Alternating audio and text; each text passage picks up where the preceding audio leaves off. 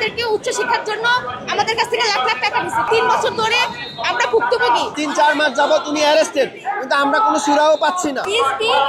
School college and স্কুলের প্রতিষ্ঠান মালিক বাশার খায়রুর রহমান বাশার আমাদের কাছ থেকে দীর্ঘ অনেক বছর ধরে টাকা নিয়ে বিদেশে উচ্চ শিক্ষার জন্য আমাদের কাছ থেকে টাকা নিছে, কিন্তু তার টাকাগুলো, তার অফার লেটার ছিল ফেক, তার সকল কিছু ছিল জাল।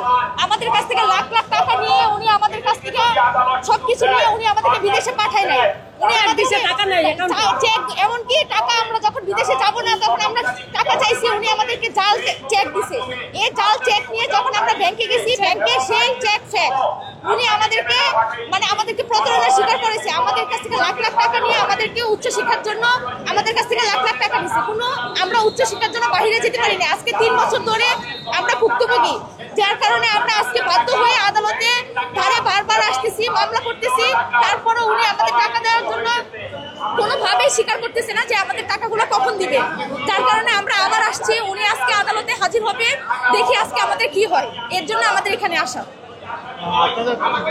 কত টাকা সে আত্মসাৎ করেছে? টোটাল 500 কোটি টাকা উনি আমাদের কাছ থেকে আত্মসাৎ করছে, ছাত্রদের কাছ থেকে।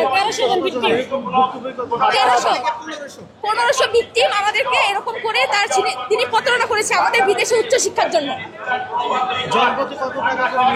20 লাখ করে, জনপ্রতি 20 লাখ করে টাকা উনি আমাদের কাছ থেকে নিছে। বিদেশে 10 লাখ 15 লাখ উনি আমাদের কাছ থেকে টাকা নিবে উচ্চ শিক্ষার জন্য। কানাডা, ইউএসএ, আমেরিকাতে পাঠানোর জন্য উনি আমাদের কাছ থেকে এসব টাকা নিছে, কিন্তু আমরা আজও যাইতে পারি নাই। আজকে 3 বছর ধরে ওনার কাছ থেকে টাকা নিব, কিন্তু উনি আমাদেরকে ঘুরাচ্ছে, উনি আমাদের কোনোভাবেই টাকা দিচ্ছেন। আমরা সব রকমের মামলা করেছি, চেকের মামলা করেছি, সিআইডি মামলা করেছি, সব রকমের মামলা আমরা করা হয়েছে।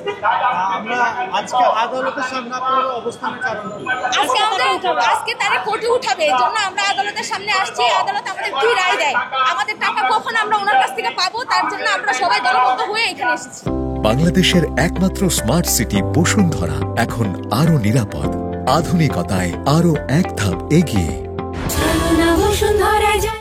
আমরা নিজেরাও প্রসেসিং করতে পারতাম, কিন্তু প্রসেসিংটা একটু সহজ করার জন্য ওরা আমাদেরকে যেভাবে ফেসবুক মার্কেট বিভিন্ন প্ল্যাটফর্মে যেভাবে করছে, আমরা সেই পারপাসে ওদের কাছে যাওয়া। আমাদের সম্পূর্ণ প্রসেস কমপ্লিট করার পরে আমাদেরকে যে ডকুমেন্টসগুলো দিছে সম্পূর্ণ ফেক। আমরা যখন বিভিন্ন এম্বাসির ডেট পাইছি সেটাও ফেক, জন পরবর্তীতে জানতে পারি এগুলা ফেক। এর মধ্যে আমরা যখন যাই আমাদেরকে বিভিন্ন পারপাসে ঘুরাচ্ছে, দিয়ে দিচ্ছি করে আমাদের টাকাগুলো রিফান্ড করে নাই। এর মধ্যে যখন গভর্নমেন্ট চেঞ্জ হয়ে যায়, এরপর থেকে ওনার প্রতারণা আরও বেড়ে যায়। এরপর থেকে আমরা বিগত প্রায় 1.5 বছর যাবৎ 2 বছর যাবৎ ওনার এই পারপাসে আমরা ঘুরতেছি, কিন্তু কোথাও কোনো সমাধান পাচ্ছি না।